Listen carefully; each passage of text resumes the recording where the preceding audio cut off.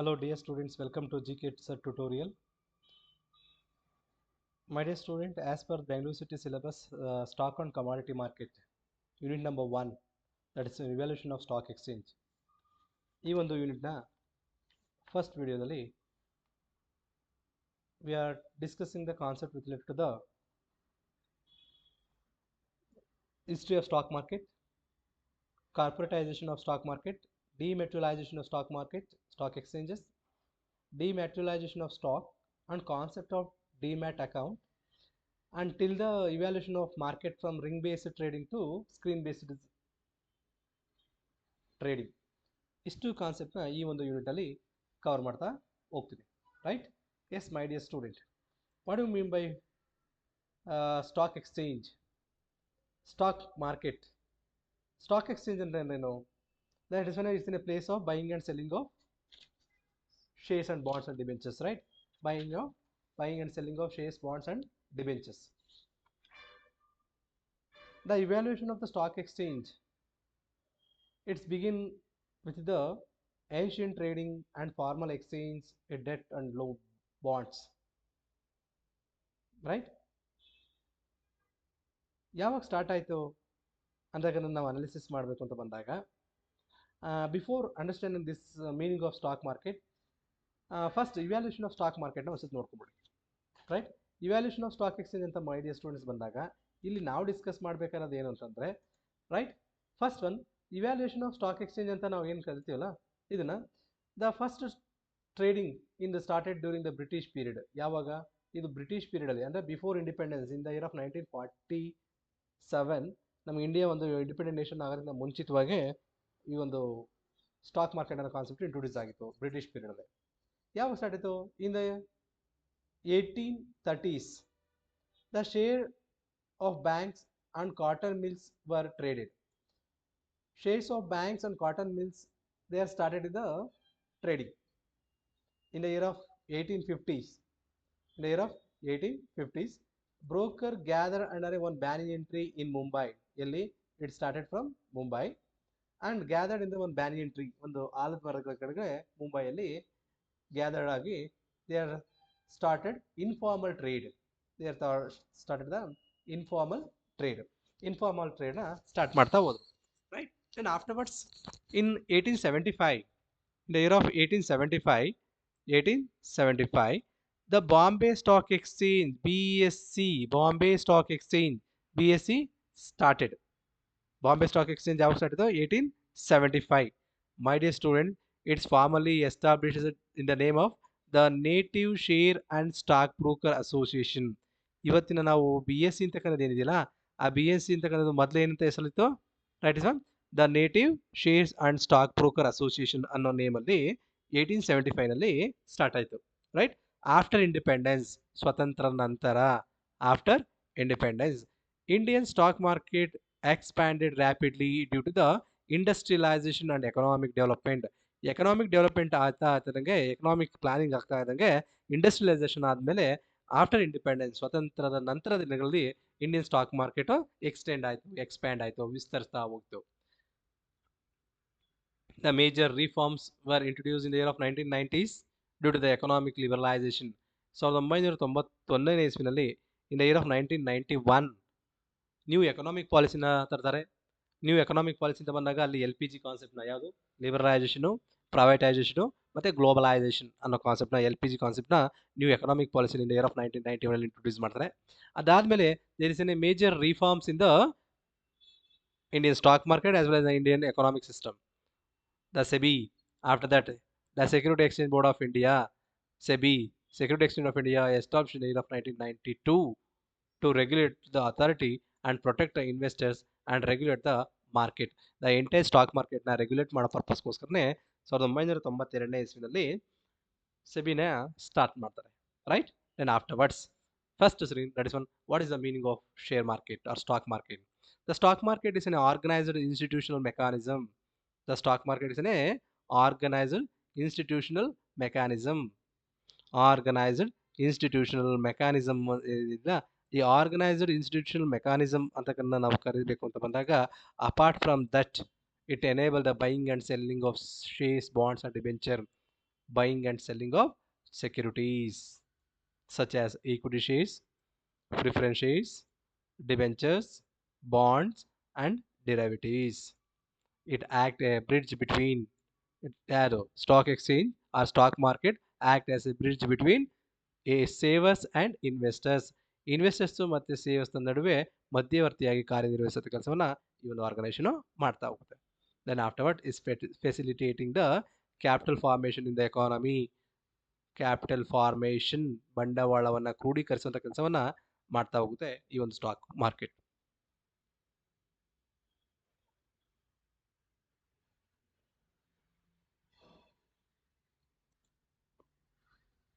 Right? Then afterwards, that is one.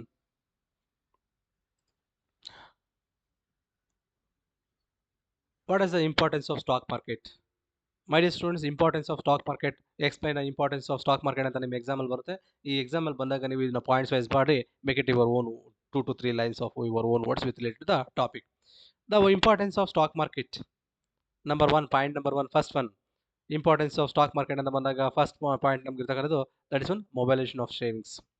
ಈ stock market ಅಂತ ಕರೆದಿಲ್ಲ, ಶೇರ್ ಮಾರ್ಕೆಟ್ ಅಂತ ಕರೆದಿಲ್ಲ, it's a mobilise the savings. Extra surplus ಯಾರು ಇನ್ವೆಸ್ಟ್ ಮಾಡಕ್ಕೆ ರೆಡಿ ಇರ್ತಾರೋ ಆ ಸೇವರ್ಸ್ ಹತ್ರ ಇನ್ವೆಸ್ಟ್ಮೆಂಟ್ ಮಾಡಕ್ಕೆ ರೆಡಿ ಇರೋರಿಗೆ ಕಲೆಕ್ಷನ್ ಮಾಡಿ ಅಲೋಕೇಶನ್ ಮಾಡೋ ಕೆಲಸವನ್ನ ಮಾಡುತ್ತೆ.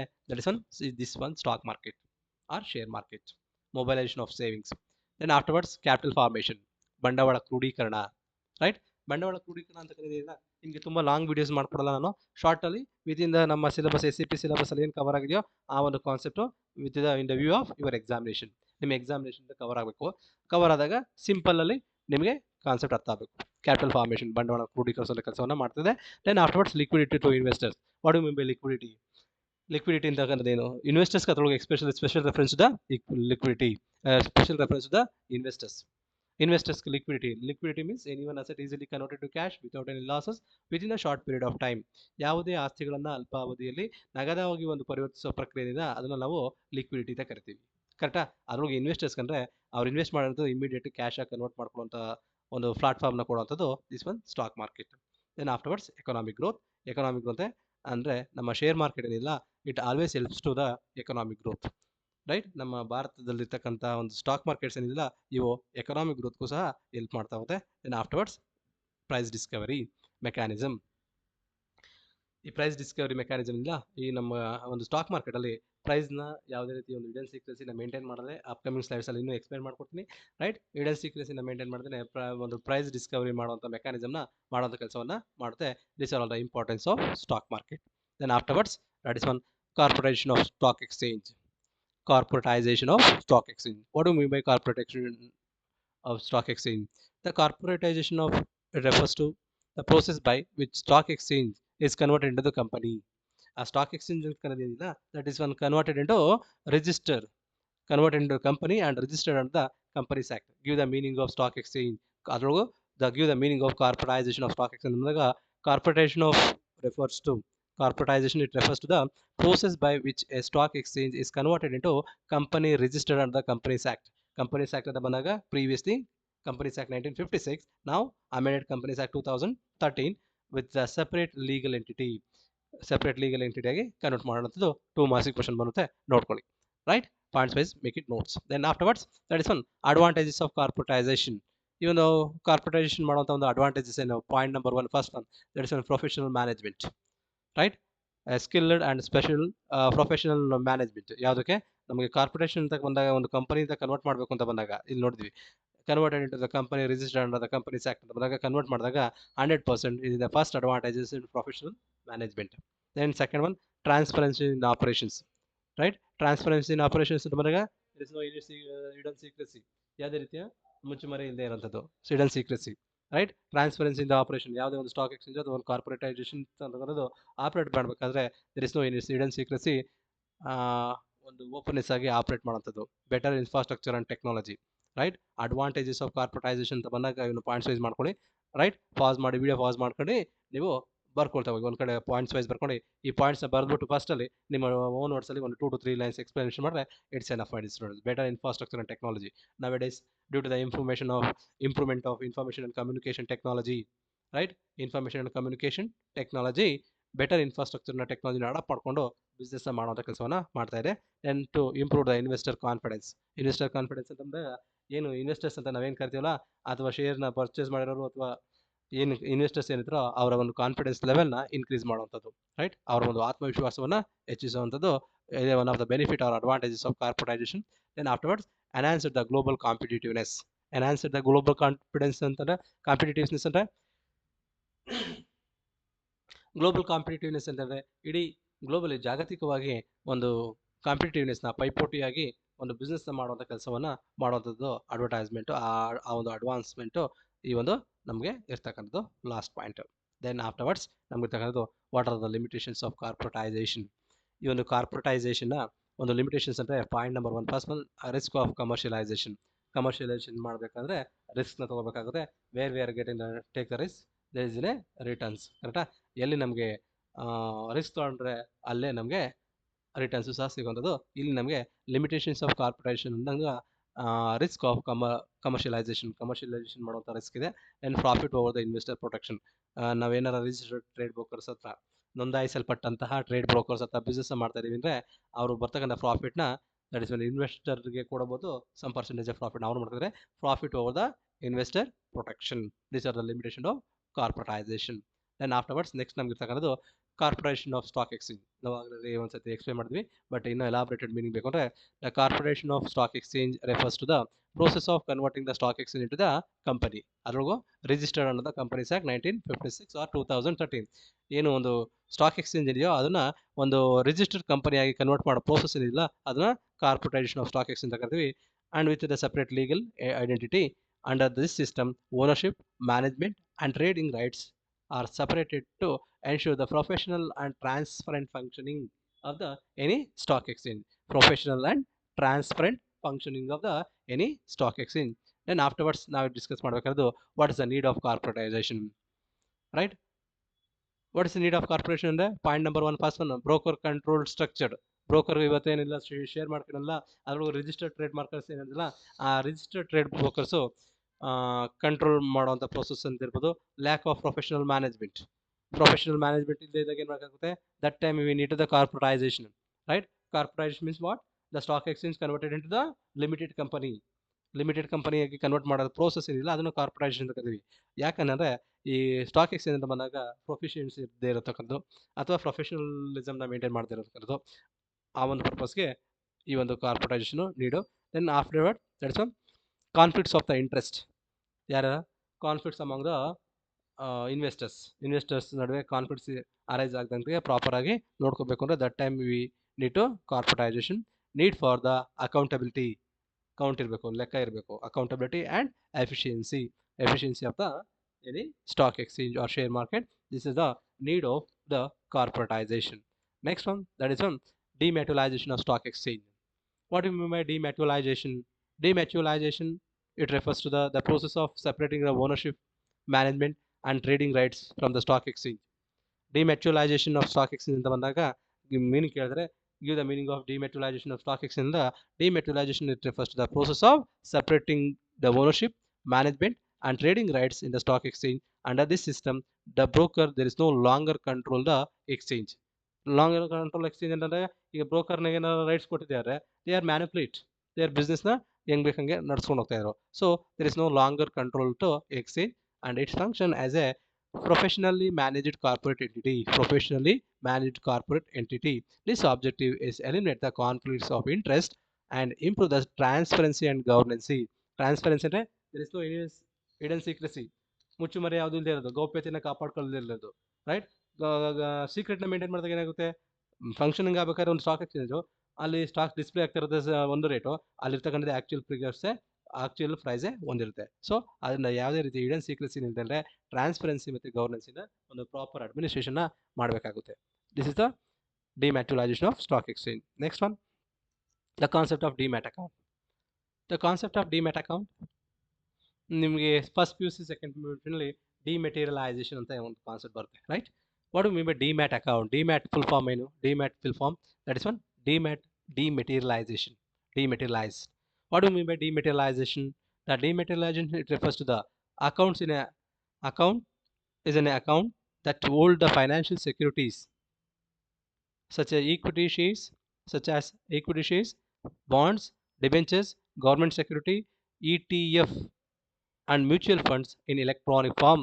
Previous days ಅಲ್ಲಿ before introducing the demat account, physical form of shares, bonds, debentures ಇತ್ತು, like our semester marks card are like our 10th and PU marks card. ಆ ಥರ ಒಂದು ಸರ್ಟಿಫಿಕೇಟ್ನ ಕೊಡ್ತಾ ಇದ್ರು, hard ಕಾಪಿನ.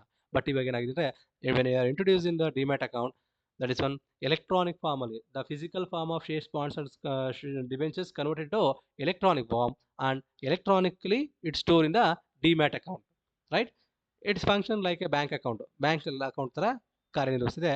But instead of money, bank ಅಕೌಂಟಲ್ಲಿ ನಾವು ದುಡ್ಡು ಇಡ್ತೀವಿ, ಡಿಮ್ಯಾಟ್ ಅಕೌಂಟಲ್ಲಿ ಶೇರ್ಸ್ನ ಇಡ್ತೀವಿ, ಫಿಸಿಕಲ್ ಫಾರ್ಮ್ ಅಲ್ಲ, in the form of electronic form, right. The introduction of demat account has eliminated the need of physical shares certificate, making the trading safer, faster, and more efficient. What give the meaning of demat? Demat, it refers to dematerialization of physical form of shares, bonds, and debentures in electronic form and stored into the demat account. ಇಷ್ಟು ನೋಡ್ಕೊಂಡ್ರೆ ನಿಮಗೆ ಸಾಕಾಗುತ್ತೆ my dear students, ಆಯ್ತಾ. Next one, that is one, ನಮಗೆ ನಮ್ಮ syllabus ಅಲ್ಲಿ ಇರ್ತಕ್ಕಂಥದ್ದು evaluation from the ring based trading to screen based VSAT trading. ಎರಡು ಕಂಪ್ಯಾರಿಸನ್ ತಗೋಬೇಕಾಗುತ್ತೆ. ಟ್ರೆಡಿಷನಲ್ ಮೆಥಡಲ್ಲಿ ಬಿಸ್ನೆಸ್ ಮಾಡ್ತಾ ಇರೋದಕ್ಕೂ ಮತ್ತು ಆನ್ಲೈನಲ್ಲಿ ಬಿಸ್ನೆಸ್ ಮಾಡ್ತಾ ಇರೋದಕ್ಕೂ ಡಿಫ್ರೆನ್ಸ್ ನೋಡ್ಕೋಬೇಕಾಗುತ್ತೆ. What do mean by ring based ಅಂತ ಬಂದಾಗ, ಇಲ್ಲಿ ಫಸ್ಟ್ ಒಂದು ರಿಂಗ್ ಬೇಸ್ಡ್ ಕೊಡ್ತೀವಿ.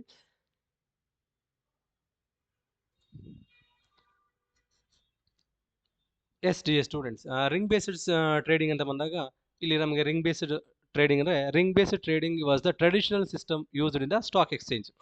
ಸ್ಟಾಕ್ ಎಕ್ಸ್ಚೇಂಜಲ್ಲಿ ಅಂದರೆ ಇವತ್ತು ನಾವು ಶೇರ್ ಮಾರ್ಕೆಟ್ ಅಂತ ಏನು ಕರಿತೀವಲ್ಲ, ಡಿಫ್ರೆಂಟ್ ಸ್ಟಾಕ್ ಎಕ್ಸ್ಚೇಂಜಲ್ಲಿ ಟ್ರೆಡಿಷನಲ್ ಮೆಥಡಲ್ಲಿ ಬಿಸ್ನೆಸ್ ಏನು ಕಂಡಕ್ಟ್ ಮಾಡ್ತಿರಲ್ಲ, that is called ring based trading. Traditional method ಅಂದರೆ without adapting the any type of technology, right. ಇದರ ಫ್ಯೂಚರ್ಸ್ ಏನು? ಈ ಒಂದು ರಿಂಗ್ ಬೇಸ್ಡ್ ಟ್ರೇಡಿಂಗ್ನ ಒಂದು ಫ್ಯೂಚರ್ಸ್ ಏನು ಅಂದರೆ, physical presence of every brokers in the trading floor. ಎಲ್ಲಿ ಟ್ರೇಡ್ ನಡೀತಾ ಇರ್ತದೋ ಅಂಥ ಕಡೆ ಫಿಸಿಕಲಿ ಪ್ರೆಸೆಂಟ್ ಇರಬೇಕಾಗುತ್ತೆ. Physically in person all the broker should be present ಇರಬೇಕಾಗುತ್ತೆ. Then open outcry system where the price were shouted, right. Open outcry system. Then lack of transparency ಅಂದರೆ hidden secrecy, ಗೌಪ್ಯತೆ, ನಮಗೊಂದು ಹೇಳೋದು ಅವ್ರೊಂದು ಮಾಡೋದು, ರೈಟ್. ಬ್ರೋಕರ್ಸ್ ಏನು ಮಾಡ್ತಾರೆ, register ಬ್ರೋಕರ್ಸು price, actual price ಒಂದಿರುತ್ತೆ, ನಮಗೆ ತೋರಿಸೋದೇ ಅಥವಾ ಕ್ಲೈಂಟ್ಸಿಗೆ ತೋರಿಸೋದೇ ಒಂದು ಪ್ರೈಸ್ ಇರುತ್ತೆ, ಟ್ರಾನ್ಸ್ಪರೆನ್ಸಿ ಇರೋದಿಲ್ಲ. Then and afterwards prone to manipulation. It's a chances to manipulation ಅಂದರೆ ನಿಮ್ಗೆ ಗೊತ್ತಿರಬೇಕು, ರೈಟ್. ಇರೋದನ್ನ ಇಲ್ಲದೇ ಇರೋ ಥರ, ಇರೋದನ್ನ ಇಲ್ಲದೇ ಇರೋ ಥರ, ಅಥವಾ ಇಲ್ಲದೇ ಇರೋದನ್ನ ಇರೋ ಥರ ಕ್ರಿಯೇಟ್ ಮಾಡೋವಂಥದ್ದು, ರೈಟ್. ಮ್ಯಾನಿಪುಲೇಷನ್ ಮಾಡೋ ಸಾಧ್ಯತೆ ಇರುತ್ತೆ. Then slow execution of settlement. ಇವತ್ತು ಟ್ರೇಡ್ ಆಗಿದ್ರೆ ನೆಕ್ಸ್ಟ್ 2 to 3 ಡೇಸ್ ವೆಯ್ಟ್ ಮಾಡಬೇಕು, ಇಲ್ಲ 4 ಡೇಸ್ ವೆಯ್ಟ್ ಮಾಡಬೇಕು, ಇಲ್ಲ 15 ಡೇಸ್ ವೆಯ್ಟ್ ಮಾಡಬೇಕು. ಯಾಕಂದರೆ ಆ ಪ್ರೋಸೆಸ್ ಏನಿದಿಲ್ಲ, ಆ ಎಕ್ಸಿಕ್ಯೂಷನ್ ಪ್ರೋಸೆಸ್ಸು ಮತ್ತು settlement process, it will take a some time, right. This is a ring based trading. Next ನಿಮ್ಗೆ ಎಕ್ಸಾಮ್ ಪಾಯಿಂಟ್ ಆಫ್ ಇಂದ ಮಾಡಿ ಸ್ಟೂಡೆಂಟ್ಸ್ ತುಂಬ ಡ್ರ್ಯಾಗ್ ಮಾಡಲ್ಲ, ತುಂಬ ಲೆಂತಿಯಾಗಿ ಎಕ್ಸ್ಪ್ಲೈನ್ ಮಾಡೋಕ್ಕೆ ಹೋಗಲ್ಲ. ನೀವು ಇಷ್ಟು ನೋಡ್ಕೊಂಡ್ರೆ ನಿಮ್ಮ ಎಕ್ಸಾಮ್ ಪಾಯಿಂಟ್ ಆಫ್ ಇಂದ ಸಾಕಾಗುತ್ತೆ. Then next one, that is one ನಮಗಿರ್ತಕ್ಕಂಥದ್ದು ರಿಂಗ್ ಬೇಸ್ಡ್ ಆದಮೇಲೆ ಇಲ್ಲಿ ನಮಗಿರೋದು screen based. Screen based trading ಅಂದರೆ, what do mean by screen based trading? Screen based trading was introduced in the year of in India 1995. Screen based business, online, with the help of information and communication technology. Online trading introduced in India in the year of 1995 onwards, when the modernized the stock market modernize ಆದಮೇಲೆ 1995ನೇ ಇಸ್ವಿಯಿಂದ ಈ screen based trading ಅಂತ ಕರೆನ start ಮಾಡಿದ್ರು. What is the essential features of screen based trading? Screen based ಟ್ರೇಡಿಂಗ್ನ ಒಂದು futures ಏನು? Number 1, order placed electronically through computer. This is one, orders, buying and selling of shares and bonds, debentures, placed electronically through computers, right. Order placed electronically. ನಾವು across India ಎಲ್ಲಿ ಬೇಕಾದ್ರೂ, across globe, ನಾವು ಯಾವುದೇ stock ಎಕ್ಸ್ಚೇಂಜಲ್ಲಿ ಬೇಕಾದಂಥ ಶೇರ್ಸ್ನ, number of ಇಂಥ ಕಂಪನೀಸ್ನ ಎಷ್ಟು number of shares ಬೇಕೋ, ಯಾವ ಪ್ರೈಸ್ ಬೇಕೋ, ಆ depend of on the market price ಅಂತ ಅದ್ರ ಮೇಲೆ ಪ್ಲೇಸ್ ಮಾಡ್ತಾ ಹೋಗ್ಬೋದು. Then automatic matching with the orders, right. ನಮ್ಗೆ ಎಷ್ಟು ಕ್ವಾಂಟಿಟಿ ಬೇಕೋ, ಎಷ್ಟು ಲಾಟ್ ಬೇಕಾಗುತ್ತೆ, ಆ ಸ್ಲಾಟಲ್ಲಿ ನಮ್ಗೆ ಎಷ್ಟು ಬೇಕೋ ಅದನ್ನ ಆಟೋಮೆಟಿಕ್ಕಾಗಿ ಮ್ಯಾಚ್ ಮಾಡಿ ಕೊಡುವಂತಹ ಆರ್ಡರ್ನ ಪ್ಲೇಸ್ ಮಾಡ್ಬೋದು. Then afterward transparent pricing discovery. There is no any hidden secrecy. ನಾವು ರಿಂಗ್ ಬೇಸ್ಡ್ ಆದರೆ ಇಲ್ಲಿ there is a chances to the manipulation and lack of transparency ಅಂತ ಓದಿದ್ವಿ ಅದ್ರಿಗೆ ರಿಂಗ್ ಬೇಸ್ಡಲ್ಲಿ. ಬಟ್ ಇಲ್ಲಿ ನಮಗೆ ಸ್ಕ್ರೀನ್ ಬೇಸ್ಡಲ್ಲಿ ಆ ಥರ ಇರೋದಿಲ್ಲ, ಕರೆಕ್ಟಾಗಿ ಟ್ರಾನ್ಸ್ಪರೆಂಟ್ ಆಗಿರುತ್ತೆ. There is no any hidden secrecy. Then faster execution of traders. ನಮಗೆ ರಿಂಗ್ ಬೇಸ್ಡಲ್ಲಿ slower execution of trades, but ಇಲ್ಲಿ ನಮಗೆ ಸ್ಕ್ರೀನ್ ಬೇಸ್ಡಲ್ಲಿ faster execution of trades. Right, ಇಷ್ಟು ಇರ್ತಕ್ಕಂಥದ್ದು. ನೆಕ್ಸ್ಟ್ ಒನ್ ಇಲ್ಲಿ ನಾನು ಸ್ಟಾಪ್ ಮಾಡ್ತೀನಿ ಡಿಯರ್ ಸ್ಟೂಡೆಂಟ್. ನೆಕ್ಸ್ಟ್ ನಿಮಗೆ ಸ್ಟಾಕ್ ಎಕ್ಸ್ಚೇಂಜ್ನ ಒಂದು ವಿ ಸ್ಯಾಟ್ ಅಂತಕ್ಕಂಥದ್ದು ಏನಿದೆಯಲ್ಲ ನಮ್ಮ ಸಿಲೆಬಸ್ಸಲ್ಲಿ, ವಿ ಸ್ಯಾಟ್ ಅಂತಕ್ಕಂಥದ್ದು ವೆರಿ ಆಪರೇಟ್